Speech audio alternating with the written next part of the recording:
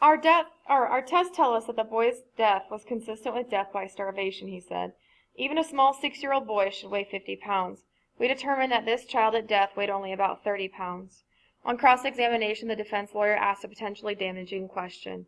Harry Joe Dowd threw the boy to the floor and he struck his head on a chair as he went down. Isn't it just possible that the blow to the head was the real cause of death? No, sir, Dr. Drummond replied. If that had happened, we would have found a fractured skull or some other signs of trauma. We tested the body extensively and found it to be free of trauma and disease. We can say with a good deal of certainty that his death was consistent with death by starvation. The DA looked grim as he summed up the case for the prosecution. The question, he said, is not what happened to the boy. We already know that to a surprising degree. The question is not which of the adults was more abusive. Harry Joe Dowd is a co-defendant and will have a trial at a later date. The law says that a person is guilty of second-degree murder and child abuse if he or she either committed the abuse or permitted it. I don't think that there's any question but that Lana Wood, the boy's own mother, did both. She committed abuse and permitted it. Ladies and gentlemen of the jury, I ask you to question the defendant's argument that she was a prisoner of Harry Joe Dowd and that she was unable to protect the child. Just remember that Lana Wood was not tied to a chair or locked in a closet. Lana Wood, by her own testimony, went out to work, out in the world, where there are telephones and all manners of help. She could have taken the boy and also the baby away while Harry Joe Dowd was asleep. She could have called a social worker. She could have asked the landlord to call police. The jury deliberated for 5 hours, then judged Lana guilty as charged. The jury was also to recommend her sentence, and here they stunned the prosecution. Their recommendation was a sentence of 12 years in prison, less than Lana's attorney had been willing to plea bargain for. Harry Joe was not so fortunate. Again, the state's first witness was Wendy Joe, but when she walked in, she was scarcely recognizable as the ebullient chatterbox who had testified so forthrightly at Lana Wood's trial. She was pale, nervous, and uncharacteristically subdued. The little girl could talk about Lana and about Robbie, but with any mention of her father, her face contorted and she began to squirm in the witness chair. The DA read passages of her testimony at Lana's trial. Wendy would look toward her father and then look quickly away and murmur, "I don't know," or "I don't remember." Much of the time she looked at the floor and did not answer at all. She fidgeted, wrung her hands, and she wept openly. When the little girl finally was excused for the day, spectators and jurors alike felt as if they had been through the ordeal with her.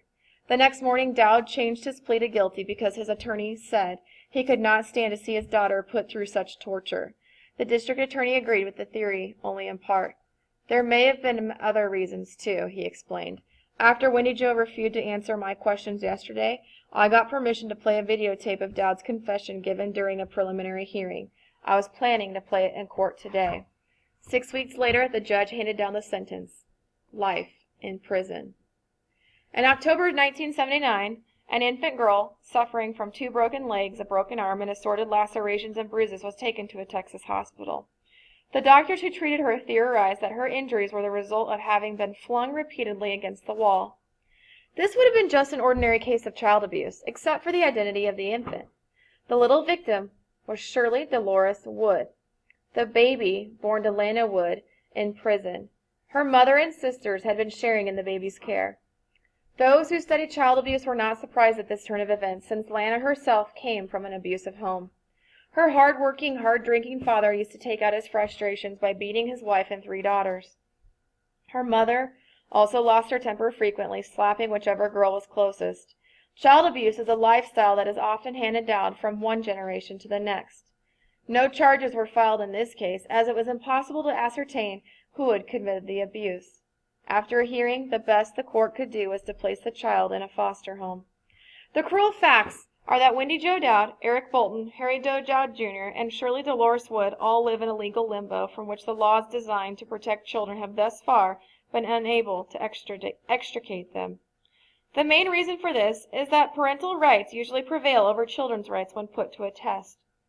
Even convicted child killers like Lana Wood and Harry Joe Dowd do not automatically lose their parental rights over their children. In order for these kids to be placed in permanent adoptive homes, the parental rights of Harry Joe Dowd and Lana Wood would have had to have been terminated. The court can do this in cases in which it is proven that a child is neglected or abandoned. However, since they are in prison, Dowd and Lana fall into the legal category of involuntary abandonment. for which the termination rules are more stringent. Lana and Dowd could, of course, voluntarily relinquish their parental rights, thus unselfishly paving the way for the children to receive new parents in permanent homes. So far, they've shown no inclination to do so. Foster care with all of its drawbacks seems to be the only acceptable choice, at least for the short term. But as the case of Shirley Dolores demonstrates, laws cannot be expected to prevent child abuse. Laws can only provide punishment after the fact. Practically all offenders deny that they are abusive. Thus, many child abuse incidents are disguised as accidents.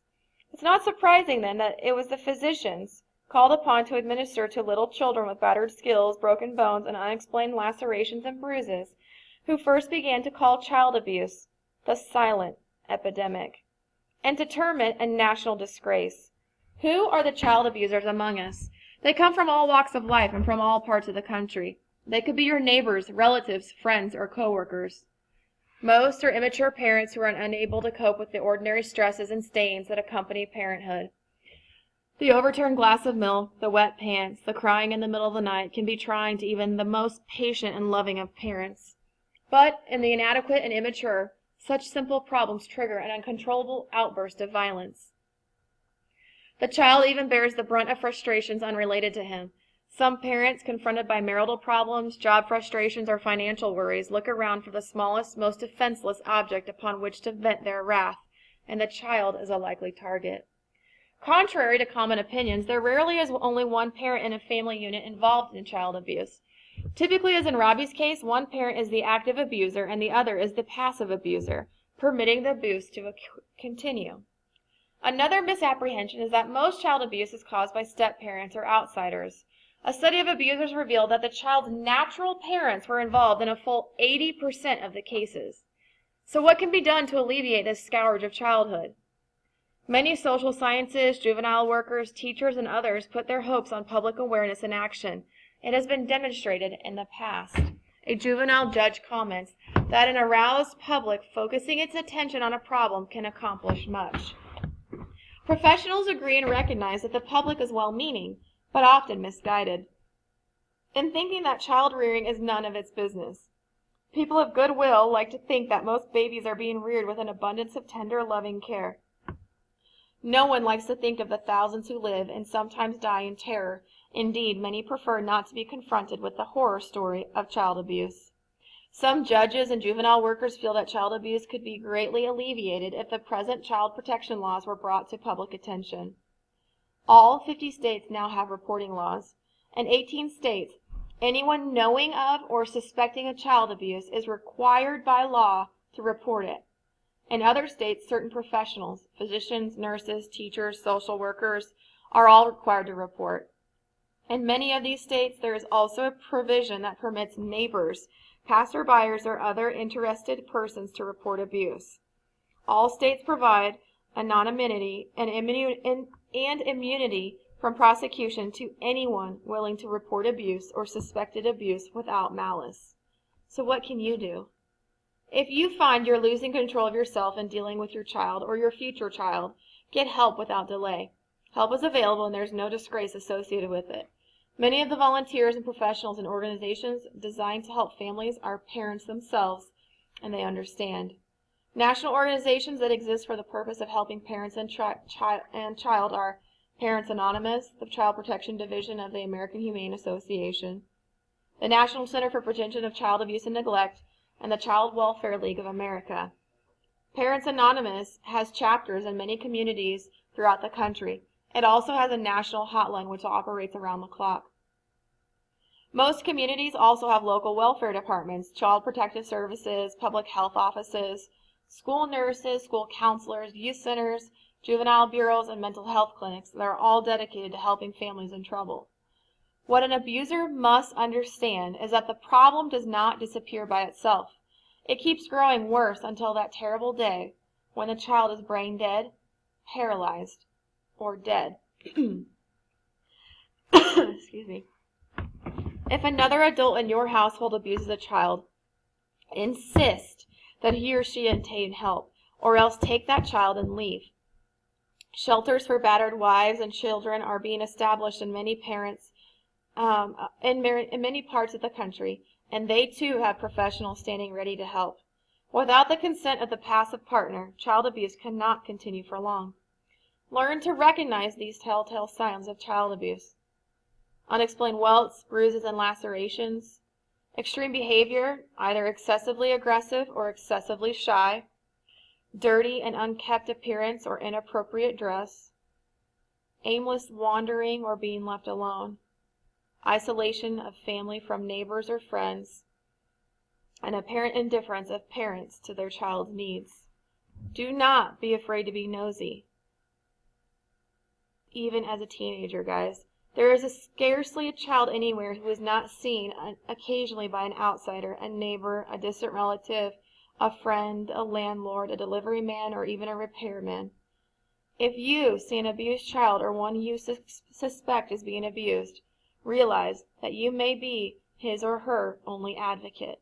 Call your local police department or child welfare agencies. Remember Robbie Wayne and the adults who failed him. If you do, his brief, tragic life will have counted for something. I will see you guys in class tomorrow if you'd like a head start. Your reflection has been attached to your Student View gradebook as an assignment attachment.